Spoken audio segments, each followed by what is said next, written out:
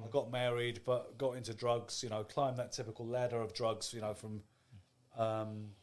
trying things like weed to cocaine to magic mushrooms to ecstasy was a big thing in the 90s, obviously, and then graduated towards heroin. I think I'm the kind of person who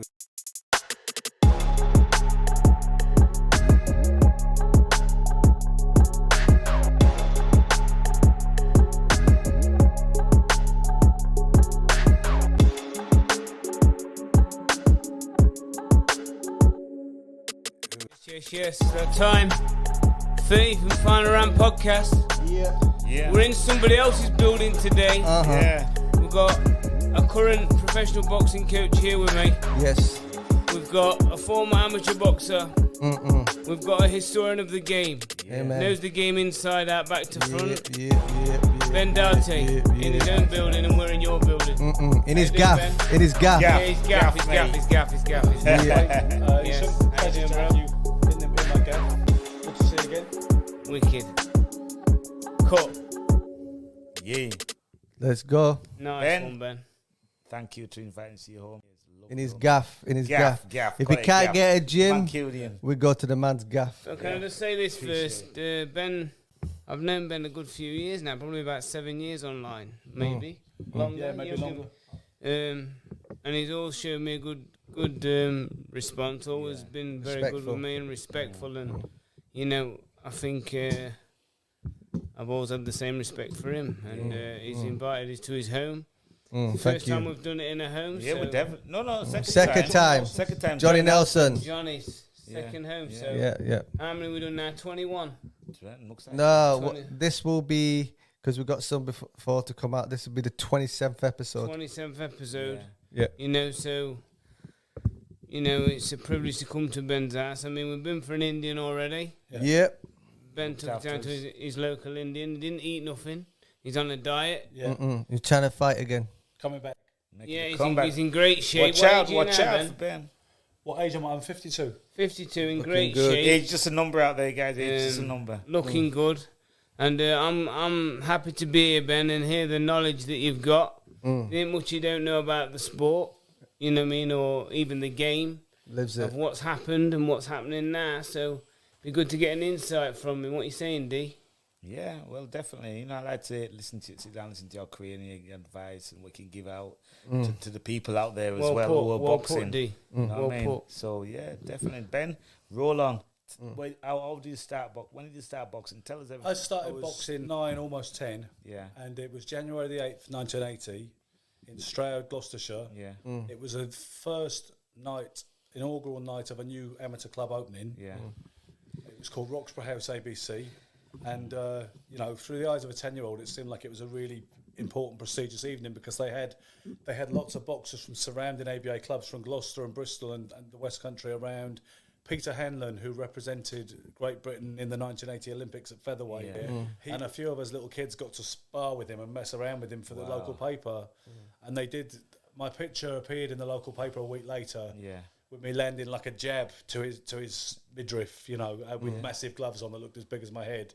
So I was kind of hooked from that moment on, really, at the age of 10. Was it your choice to go into boxing, or was it just family? You see, your family and everybody was doing boxing? Do you know what? My mother hated it. She didn't want me to do it. I call mothers, and my stepdad didn't like it either. My real father, biological father, was very much in favour of it, but he lived in London.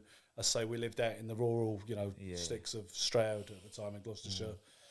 So I didn't have a lot of backing for it at home, to be honest with you, with all due respect to them. So they were. My mum was hoping I would get it out. My system would grow out of it. Really, she didn't like the idea at all. That's good. So, your amateur career, how did it go on? I had 38 amateur fights. Yeah. I won 26 of them.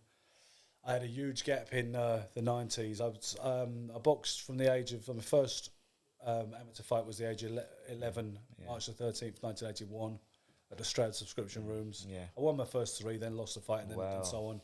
But by 1991, I was going to turn pro with a fella called Harry Burgess, who promoted shows in Lewisham, and he had a little stable out of the Thomas of Beckett. Yeah. His best fighter he ever had, and the closest he ever got to the glory days, was a guy called Alan Lamb, who was I believe he was the central area. They called him the Lancaster Lion, and he was the central area champion.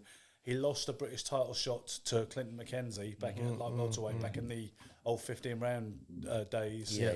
And that was the nearest to success that Harry Burgess ever got. But when I met him in like 1991, he was.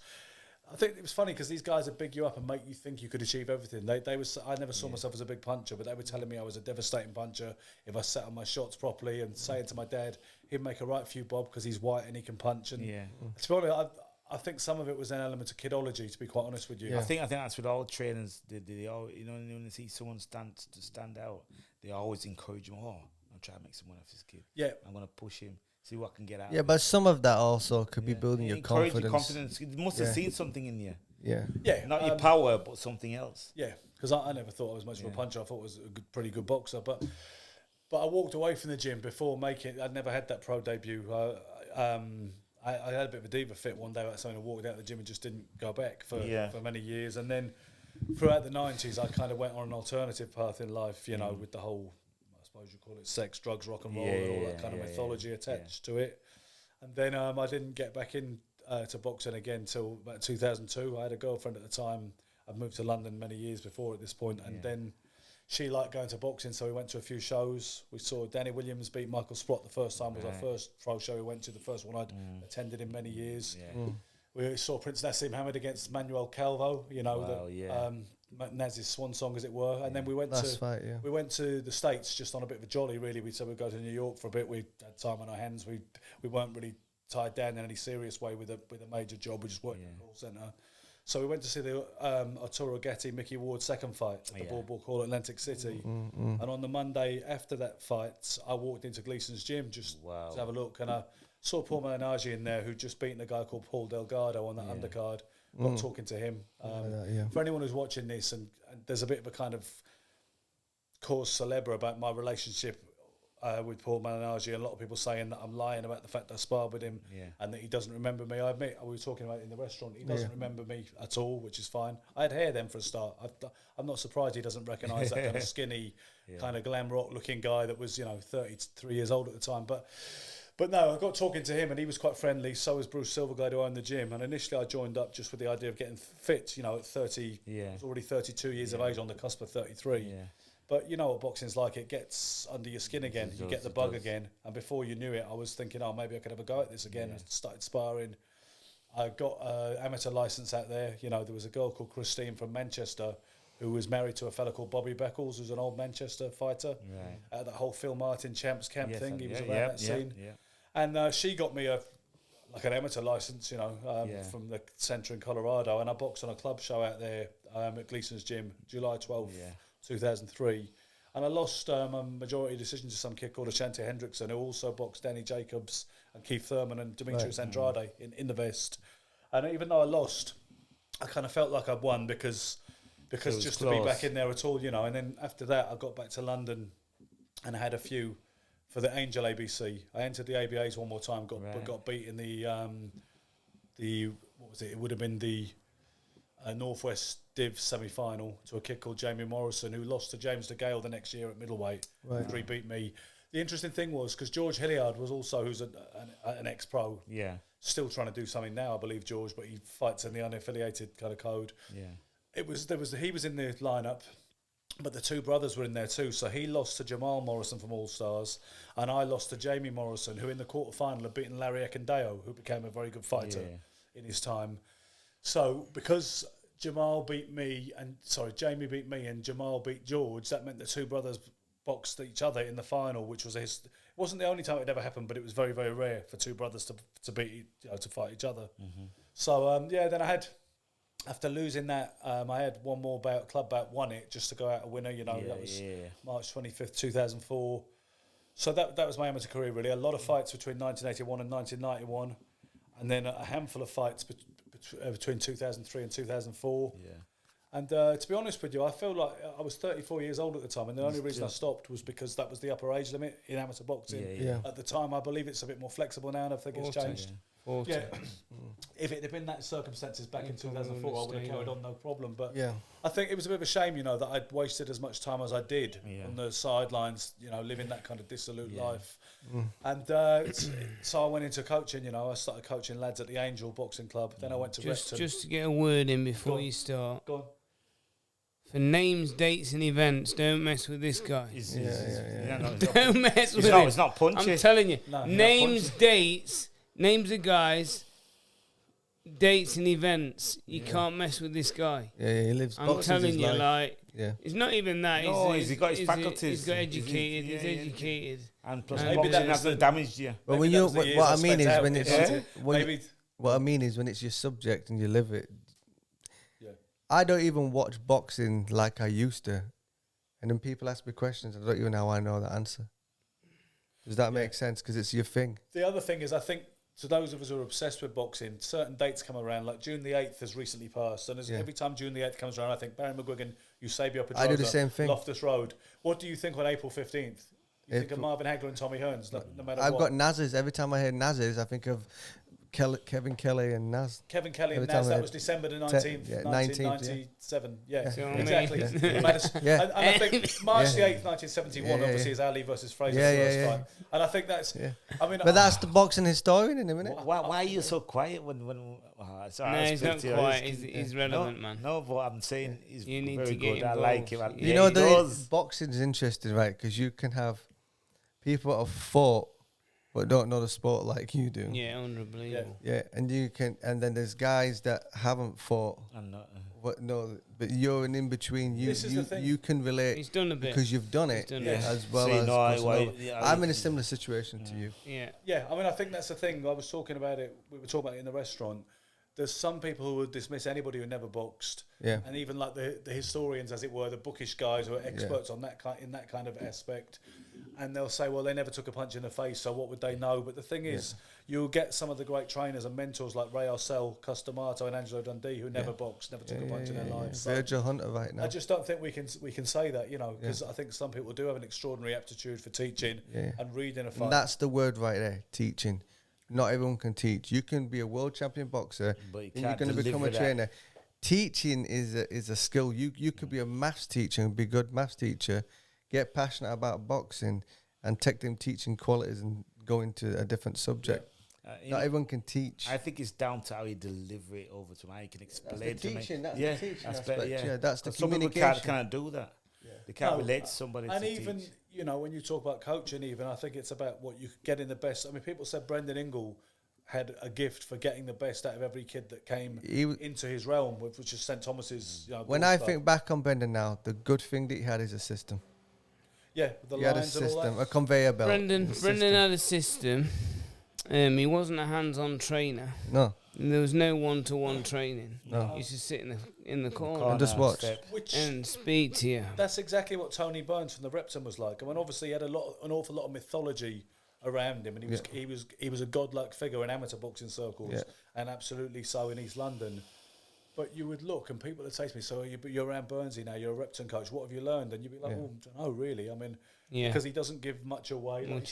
He would talk to people quietly and talk in people's ear. He had this famous thing where he would disparage people a lot, however playfully, but it would seem like he was serious. He'd tell you were useless, or he'd make jokes which would be seen a bit near the knuckle with the politically correct filters we have nowadays. But he was full of love for everybody, but because he hardly ever gave that affection and approval, you craved it because it was hard won when you got it. So it really meant something. Yeah, I understand and that. people told me, Tony Bellew, I remember saying that Jimmy Albertina from the Salisbury Amateur Boxing Club was very much like that. Yeah. The certain trainers can not even have to say, there's man marking. Like, I'm a big Alex Ferguson fan because Alex Ferguson would know the player. It's like, right, this guy reacts when I shout him. This guy reacts when I just glance at him. This guy reacts. It's man marking skills, and it's really important. It's true, because in the corner, you will get some people.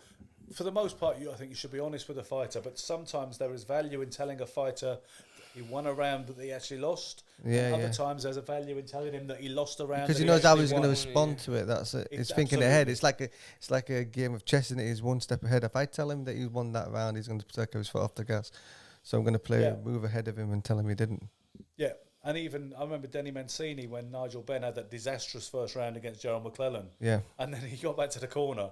And the only thing it was a wonder his head was still attached. And as he got back to the corner, Denny Mancini said, "That's it, now you've done him, that's all he's got." And I thought that was such an incredible, as the fight progressed, it was such an incredible corner job from Denny Mancini throughout the fight. So Ben, the passion that you've got, where does that come from? Because like, we're all lovers of the sport. You've loved it for how many years? Your whole life. Yeah. What you can still look. I mean, you're not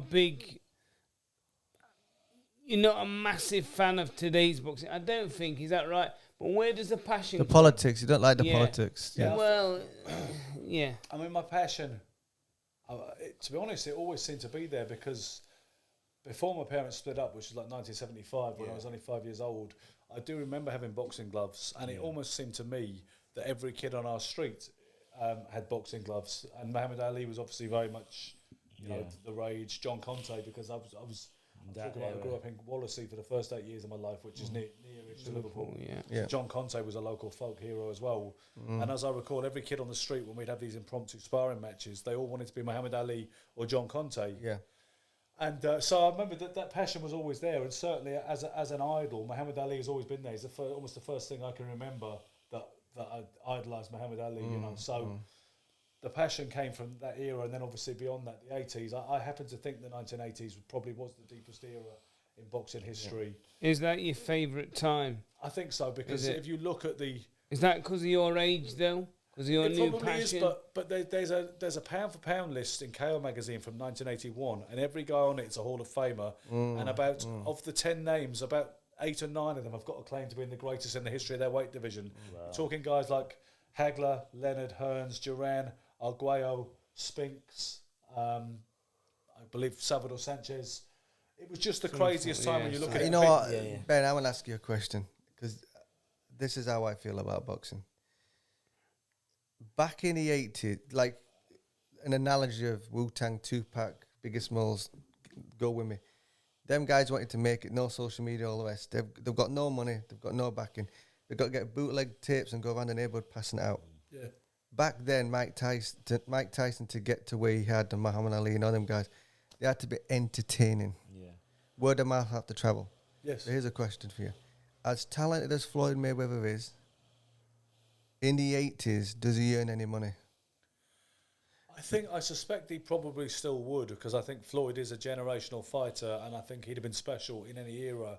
I don't think. But would they class that as entertaining? Because only entertaining. No, he wasn't great to watch, was he? Not unless he was so great to watch. So would people buy a ticket for that? Because I always thought Floyd was more entertaining on the hype. He wasn't great to watch at all. He was in the earlier days. He was, when he was Pretty Boy Floyd. People always make that division between Pretty Boy Floyd and Floyd Money Mayweather. But the interesting thing about Mayweather is his financial affairs skyrocketed in the social media era. That's what I'm saying. Because he truly understood how to manipulate it. That's what I'm saying. The reason I asked you is because them guys had to match up against each other to get the big money and come out of it. Whereas Floyd has found a way not having to have all them kind of fights and get to where he gets. Because and the continuation of that in retirement is he's found a way to make massive... Precisely. He's still doing an exhibition defence budget level money, but from fighting nobodies who are not even boxers. And people pay it. Those events. He's an absolute magician. He's an absolute magician, mate. Some people come to the boxing just to make money. Yeah, if you're looking for money, legacy. If you're looking for money, definitely. But the reason I'm asking him is because what I'm trying to say to him, he's on about the pound for pound rating, and everybody's a Hall of Famer. Yeah, right. You couldn't say that everyone. He's probably not a Hall of Famer. Well, he's just got inducted this week. Has he? Yeah, literally today. Right. So that's why he was crying. I'm not sure. That's why he was crying. I'm not sure. Yeah. No, I think he is. But I mean, let's say I think Floyd Mayweather technically is one of the best fighters we've ever seen. Does he make the top 10? Smart. Is the smartest. I don't think he makes the top 10 pound for pound fighters. No, because I think there's some very stiff competition there. And if you look at the sheer strength of resumes of some guys, the guys that have to be in it tend to be Robinson, Greb, Langford, Armstrong, Duran, Ali. I mean, Sugar Ray Leonard, you may or may not put him in, but he doesn't have to be there. He doesn't have to be there, but I mean, I'd put him there. I would too. I would too, but he doesn't have that mandatory pass. But the argument will be that he retired too often, he was too inactive, and his stats are a little bit more threadbare. But those are the guys. Pep is another one you'd have to put in there. Ezra Charles is a guy who scores very highly. You're not big on the little flyweight from Wales, here. Who are we talking the about? little flyweight, yeah. Well, see, Jimmy Wild is often. You don't know enough of him, do you? You don't know enough about him. No, it's not. I know about him. It's what I found out that's more dismaying because. Jimmy Wild, he is often routinely by the in crowd, he is recognised as the greatest British fighter in history. Yeah, he's got a phenomenal record in terms of numbers, but if you look at his box rate, he fought too many debutants and minors and truck drivers and stuff. Yeah, he fought so many people who didn't have any fights when he fought them, debutants. He boxed a ridiculous amount of debutants. Now you know what the caveat that people come back with? They say box records are incomplete. Have the results, they are incomplete, but if you were anything at all, you're not going to miss completely off the radar, are you? You may have missed a couple of your fights, but not going to say you didn't have any. Anybody who's come up with zip on box rec, whatever you actually did, it wasn't special, right? Yeah. So Jimmy Wild's record doesn't really stand up to scrutiny, but you know what? Gene Tunney said that was the greatest fighter he ever saw, Jimmy Wild. And obviously, you've got to set a certain amount of store by what Gene Tunney said. He's up there, by the way. I don't know if you can see that. Okay. But, so it's hard, isn't it? But Jimmy Wild has an awful lot of KOs, but the strength of his opposition was really a little bit threadbare.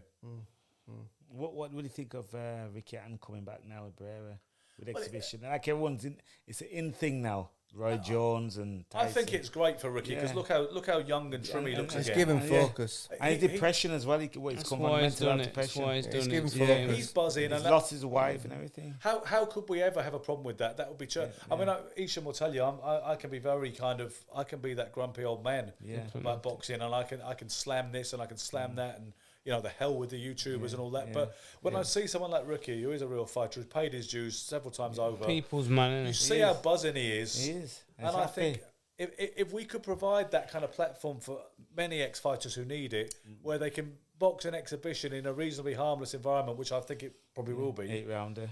How could we possibly have a problem with that? We don't have a right to have a problem with that. I'll be honest with you, I wouldn't pay to see it, but I'm really glad that he's able to do it. He's doing it on the undercard of Sky event. Yeah, is it the same night as... It's on the same show, they've collaborated. So he must have to have his licence again then? No, it's exhibition. No, it's still an exhibition. Right, okay. But don't you need a licence to be on a So what they've done is it's a licensed show. It's almost like this, right? They've advertised it as two separate shows but sharing the same bill.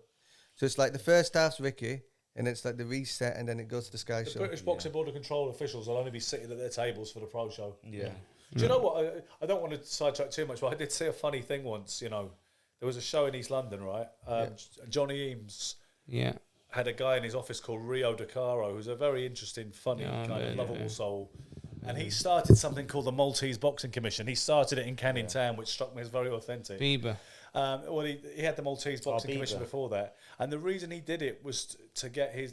To be honest with you, to get his girlfriend a license because she couldn't get one with the Board of Control for whatever reason. So he formed the Malta Boxing Commission in good old East London. And so we had a pro show coming up and they were promoting it together. Johnny was promoting it in conjunction with Rio, whatever. And one of their big ticket sellers on the show was a Turkish lad. I think it was Shia Ozgul, who recently retired. Yeah. He'd sold loads of tickets because he had a big Turkish following. No, he was the other... that's Onda Ozgul. Shia was like a welterweight. So anyway... Dennis Gilmartin told him that they couldn't approve it because his medicals weren't in soon enough and they couldn't do it. And Johnny was like, for God's sake, can't we do something? Or can't you just send it now or you'll get it tomorrow? And he was saying, no, sorry. And he's like, well, if I can use profanity. He said, well, you fucked my show, Dennis. Yeah. So you know what Rio did? He said, it's all right, we'll sanction that one under Malta. So they had a small hall shot, BB's British Boxing Board of Control sanctioned at York Hall. Then all the Boxing Board of Control officials went home, and then a bunch of people that they'd appointed Malta officials all sat around the table, took their places, and this last bout went on. Johnny Eames went home, so he wasn't there to see it, and it was hilarious. I mean, I think I can speak about it now because it was 8 years ago. Yeah. And it wasn't Johnny's fault because he wasn't there, but it was I just thought it was so kind of tremendously funny and cheeky that they did that. And I think it's probably a bit similar with this situation. If it's you mind letting us in, if you don't mind. Yes. You had a bit of a halt in your life and career and what you was doing, you fell off the map a bit. Can we go into that? You fell off a bit. Course, you lost, because it's good for the viewers. We try and Direction. we try and give our viewers a good. Yeah, well, when I stopped insight. boxing in 1991 and walked out the Thomas and Beckett gym, and turned my back on that kind of agreement to turn over, I kind of fell into that life. I mean, I decided I was going to be in a band. I mean, obviously, see, there's guitars I've had to play, so I did a bit of singing and playing and songwriting and busking and stuff. And then for the next 12 years, I spent that time, you know, I did some travelling. I busked in Paris and Amsterdam and New York. I got married, but got into drugs, you know, climbed that typical ladder of drugs, you know, from, you know, trying things like weed to cocaine to magic mushrooms to ecstasy was a big thing in the 90s, obviously.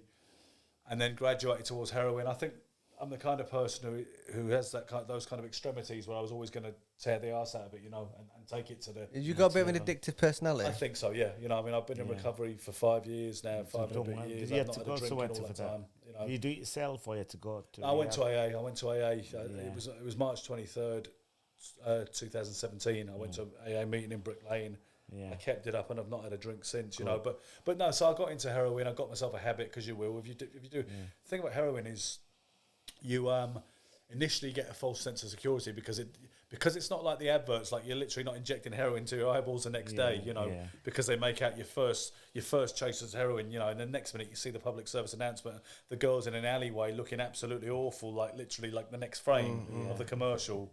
Because it's not like that, you tend to think it's all old wives' tales, and you get this false sense of security. And you know what? It can take you about a year to get a habit, honestly, especially if you're just smoking it. It can take you about a year, but you will still get it. And then at some point, your guard will be lowered, your kind of sensibilities will get lowered, and before you know it, people who said, which is why I don't want to sidetrack again from what he wants me to talk about, but when people say Sonny Liston didn't kill himself with a heroin overdose because he was scared of needles, I never met a junkie in my life who wanted to start sticking needles into himself at first, but you will get there. It doesn't, I don't care, you could be petrified of them one day, but your build up reluctance and your kind of distaste will get lowered by the addiction. And at some point you'll realise, well, you know what, it's cheaper and better if I whack it in there. And, you know, so I don't buy the idea that just because you were once afraid of needles, you wouldn't necessarily have died of an accidental heroin overdose, you know. So when you was going through that stage of your life, were you still involved in boxing, or...?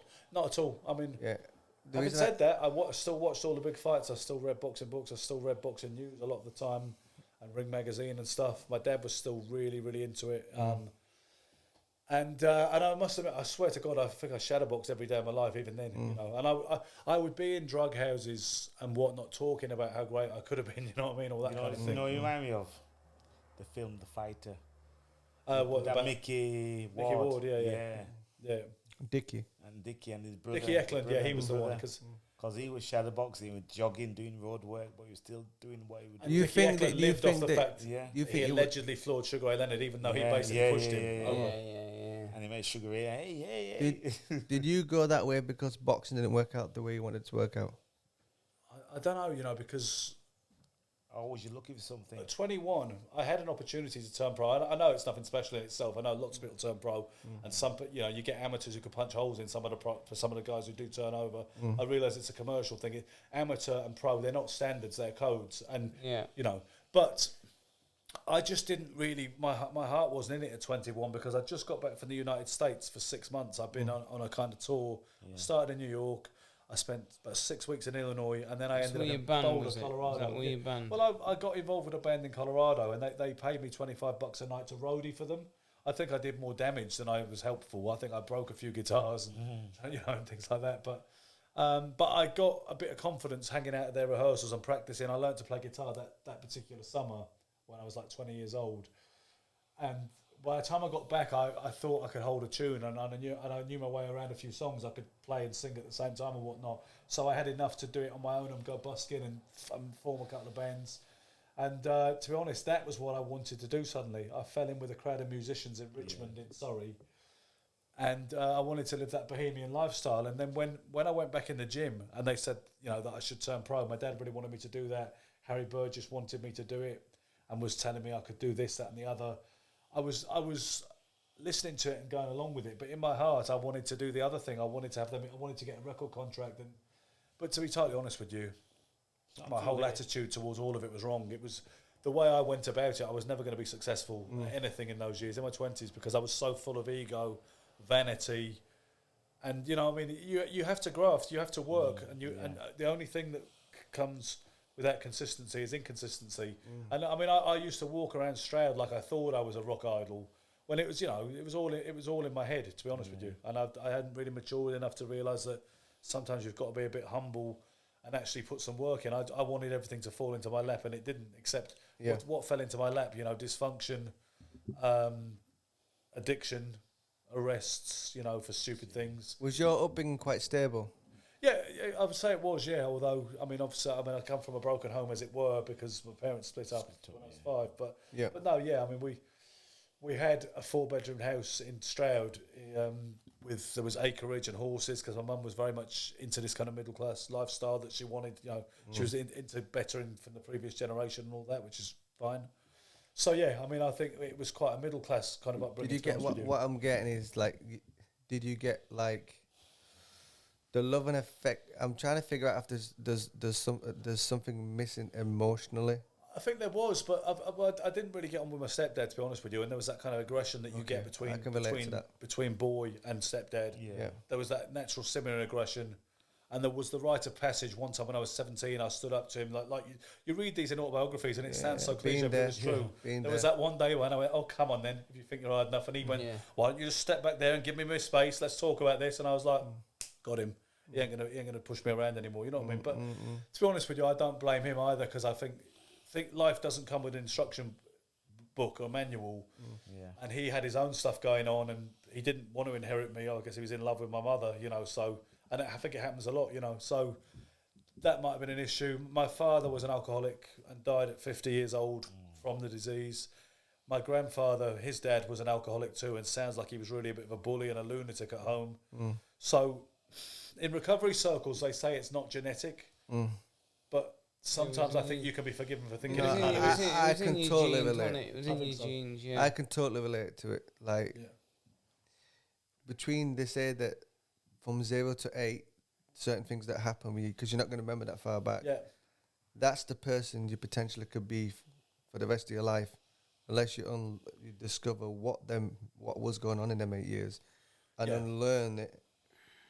I think so, and that's why people do these kind of therapies, which offloads all that kind of baggage and toxicity that they have, you know. And I think when you're drinking and taking drugs, if you immerse yourself in that lifestyle, I think you can actually not grow up at all. You can have intellectual maturity, but your emotional maturity is really stunted, your emotional growth. And that's why people go to AA or NA or whatever, and they start getting their feelings back and actually working through all that stuff to the point when they feel actually it happened to somebody else, they get so kind of...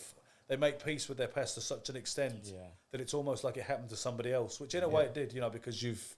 Yeah, you birth a new self. Yes. It's like Yoda said in Star Wars, you've got to unlearn and learn again. It's taken me a long time to get to this point where I sit before you now on a Sunday night, just not having had a drink for 5 years and just thinking, I really like my life today. Yeah. And I like it. I like everything. You're doing well, mate. You know, you're doing well, big time. And the reason I asked you is because I can relate.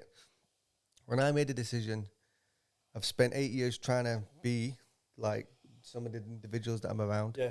For whatever reason, I didn't have an amateur background. No. I didn't have a mum and dad who loved what I did, supported what I did. I went into boxing from a kickboxing background with sharks. I'm hearing stories every day about all the things that have happened to them. Yeah. Made me paranoid. Just closed up, tried to take control of something which is so much bigger than me. I didn't have any control over it. So I got too protective of everything. Does that make any sense? When I walked away from boxing, I got suicidal. I didn't want to live. Then I had to stop watching boxing. Yeah. There was a large portion, at the only time in our relationship, was it 25 years we've known each other? Yeah. Right? So 25 years, I went dark and quiet from 2011 to 2018. Wow. I came back on the scene one day to start watching boxing. I don't know how it happened. I didn't know Tony Bellew was fighting David Haye. Who's Tony Bellew? Yeah. Now, you would never thought about me because Isha will tell you before then. Boxing collection, go to the gym, come home, study, Catch up. go back to the gym, study. I lived it, everything that you say. Yeah. But I needed to Make that break. separate, and I ended up watching UFC as an outlet. Yeah. Does that make sense? Give you that fix. And then, as life went on, it's almost like breaking up with in a relationship with a woman. Before you start the next relationship, you need to dump that baggage. Yeah. You need to deal with it. You don't need to carry that baggage to the next stage. So now I can be around fighters. Do the podcast is better counselling than it would have ever been going to see a counsellor to tell them about, I didn't make it in my career because they're not going to be able to relate because they're not being in boxing. Yeah. So I learned to let go of it, and I realised that I'm glad it didn't turn out the way it did, because what's happening now is happening And this is the the thing. way it should be. Say that, John, when people say, do you regret not doing this? Acceptance. All I would say is I've had a really good journey in boxing up to now, because I never would have believed I'd be sitting with guys like Sugar Ray Leonard or Mike Tyson. Precisely. Meet good You know, people on the way or up. getting a poke in People the love chest to from do Marvin that. Hagler for stalking him in Milan. This is all Jim will fix it stuff to me. I realise that expression has not aged very well. But, you know, to the point where I like the little niche I've got in boxing today. And also, while we're on it, you guys have, in this podcast, which is such a great new innovation, and I know it's going to go right to the top of its kind of industry because of the passion. You've touched his Ben, I hope so. But up to now, I've seen you interviewing Ryan Rhodes, Johnny Nelson, Josh Warrington, and such like, Colin Neville McMillan, Brown. Jason Matthews, and now you're sitting in my place interviewing me. And even then, I mean, Privilege. Nice. I feel fortunate that you even want to talk to me. Do you know what I mean? I'm not going to say I regret the way things have turned out, because it is what it is, and it wasn't written for me to continue that journey any further. You know what I mean? We're passionate about the whole game. Yeah. We want to talk to trainers, journeymen, champions, pundits, historians. We love boxing. I know I've got a bit of a connection with Ben, just through the nicknames as well. Ben. And Well, Ben's always showed me a good face and give me good encouragement, as a person. That's another thing, because my dad died in 1997. He died a couple of days before Naz beat Kevin Kelly at Madison Square Garden in 97. 4 days before that. And it would blow his mind, some of the things that have happened since, because that always seems so far away and untouchable to us as just as big fans of the sport. But even, never mind things like Tyson and Ray Leonard and this and that, and commentating with Glenn McCrory and such. If I told him that Ishan Pickering today calls me Sugar because he was brown sugar and I called myself white sugar, that was the whole thing. I love that. When I was 15, we went to Charlie Magri's shop, Title Sports Shop on the Bethnal Green Road. And I decided I wanted some shorts personalised, and I wanted them to say white sugar, which was quite ostentatious back then, because in 1985 you didn't get amateurs with nicknames on the shorts really, and certainly nobody called himself white sugar. Even Magri did a double take and went, white sugar, yeah, you sure? And he's like, will it fit? Was it okay? How much did it cost? But the fact that he calls me Shug, as much as I feel I'm not entirely worthy of that when you look at his resume, I still get a kick out of it, Okay, guys. We'll leave it. We could go on. Listen, we don't interview. We are not interviewing. We're chatting. Talking. We didn't even know the camera And this is was the on. perfect setting. Ben, how did you experience this on the podcast? How did it feel? How did you expect it? Yeah, it's brilliant. I wanted to do it anyway because I was flattered that you wanted to be on it when you look at the calibre of guys you've had on it. I've always had this affection for Isham anyway. Like I say, we built up that kind of friendship over the years, and I think it's really cool to have you in my flat as well. Thank You you. know what, this will not be the last time. Ben, that you'll be on this. hopefully, there's our man there. He's got all this together. He's made this happen for us all. So that's the way I see it. There's so much dross out there, with all due respect, in the market. Boxing reportage and podcasts and stuff. This is by fighters for fighters and beyond. This is by boxing people. It's the real deal. It's not scripted, obviously, and I think this will be the one. Hopefully, Ben, Thank you you. can join us when we're down in London again, and come and join us on one of our episodes with Always welcome. one or two fighters. Maybe Always Don welcome. Charles next time. Yeah. Maybe one or two of the fighters. Maybe you could if you're expand free. at some point into the press Yeah, conferences and have 100%. agents out in the field, and I'll certainly do that. Listen, we've got plans. Definitely. We want to get into We've got shows plans. and What stuff. we need to do first, I'm just gonna shout out. If you're enjoying the show, we are looking for sponsorship.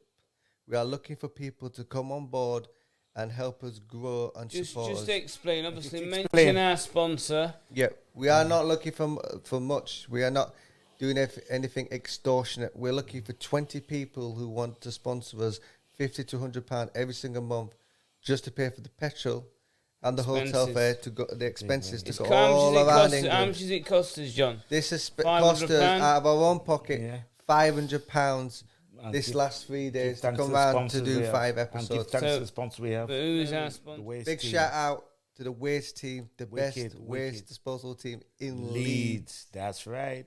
And a big shout out to an anonymous sponsor Epic who sponsors Epic Boxing Gloves Gym, Esham's Gym. That's it, in Newark. Yeah. Look out for that gym now. That's the future. Hit the music. And the Fat Lost King, yes sir. Yes. Thank you. Yes. Don't forget 13th to and final round podcast. Thank you very much, Ben. Don't forget to like. Dorothy. Listen, don't forget to like, share, comment and subscribe. Hit that notification button. Okay, we out. Thank you. We're here. And we out. And we out.